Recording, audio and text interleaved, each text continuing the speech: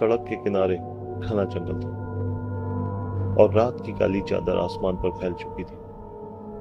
हल्की हल्की बारिश हो रही थी और ट्रक की विंडशील्ड पर बारिश की बूंदें गिर रही थी।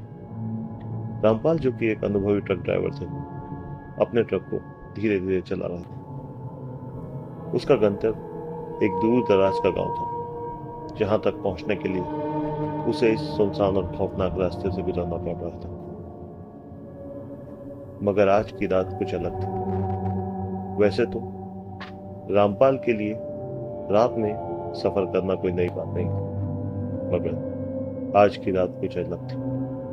रामपाल ने यह रास्ता पहले भी कई बार तय किया था, लेकिन आज उसे अजीब सा डर और बेचैनी महसूस हो रही थी। उसका दिल तेजी से धड़क रहा था और उसकी नजर बार बार साइड मिरर पर जा रही थी, मानो कोई उसका पीछा कर रहा हो। ट्रक के हेडलाइट ने रास्ते में दूर तक फैले घने पेड़ों की परछाइयों को और भी डरावना बना दिया था। अब रात के लगभग 2 बज चुके थे। रामपाल अचानक से सड़क के किनारे पर एक धुंधली आकृति, या कह लो एक साया, दिखाई दिया। उसने तेजी से ब्रेक लगाया और ट्रक को रोक दिया। सामने एक औरत खड़ी थी, सफेद साड़ी में, भीगी। उसके लंबे बाल चेहरे पर चिपक रहे थे और उसका चेहरा अंधेरे में छिपा हुआ था। रामपाल ने सोचा कि इतनी रात में यहाँ कोई औरत क्या कर रही होगी। वह जल्दी से नीचे उतरा और उस औरत के पास गया। उसने कहा, आप यहाँ इतनी रात को क्या कर रही हो? क्या आपको कहीं जाना है? उसने पूछा, लेकिन उस औरत ने कोई जवाब नहीं दिया। वह धीरे धीरे ट्रक की ओर बढ़ने लगी।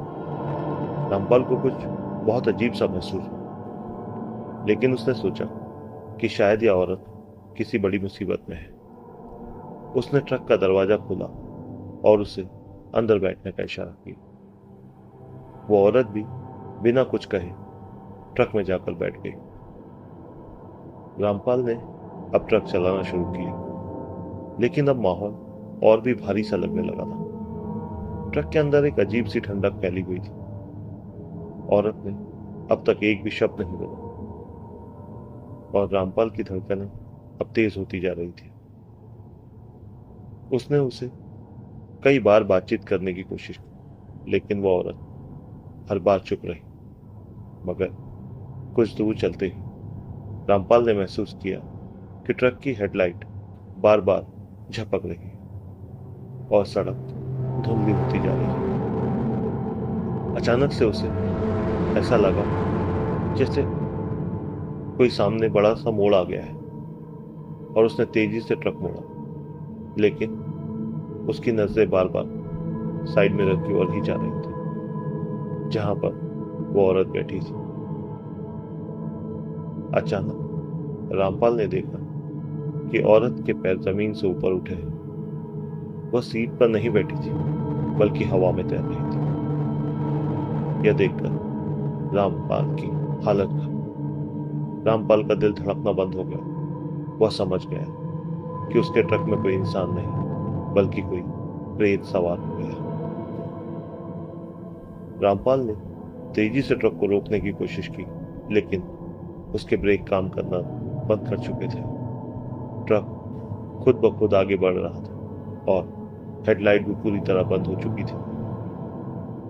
अब चारों ओर घना अंधेरा था और सिर्फ ट्रक के इंजन की गुर्राहट वातावरण में सुनाई दे रही थी। वह औरत अब धीरे धीरे उसके पास आ रही थी। उसके बाल हवा में उड़ रहे थे और उसकी आंखें लाल अंगारों की तरह दहक रही थी। रामपाल को लगा कि आज उसके जीवन का आखिरी दिन। उसकी जान बचने की कोई उम्मीद नहीं है। उसने पीछे मुड़कर देखा तो वह औरत अब उसके बिल्कुल पास आ चुकी थी। तभी अचानक ट्रक रुक गया। चारों ओर सन्नाटा छा गया।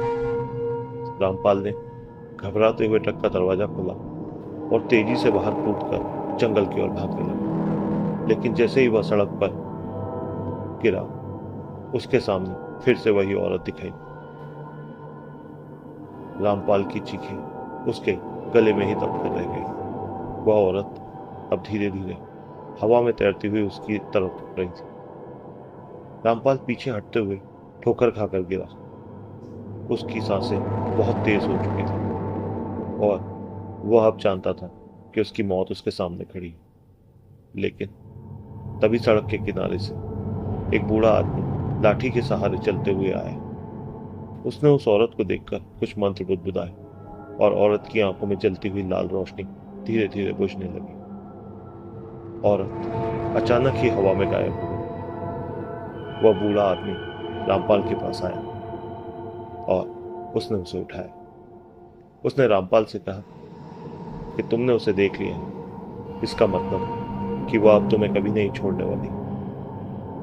वह इस रास्ते की एक भटकती हुई आत्मा है जो कि किसी को भी अगर सड़क पर देखती है तो उस पर सवार हो जाती है और जो कोई भी उसे इस सड़क पर देख लेता है उसकी मौत निश्चित है।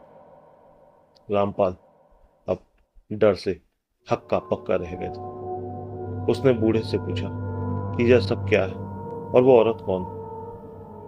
बूढ़ा आदमी एक गहरी सांस लेते हुए बोला, वो एक दुल्हन थी जिसकी शादी की रात इस सड़क पर एक हादसा हो गया था।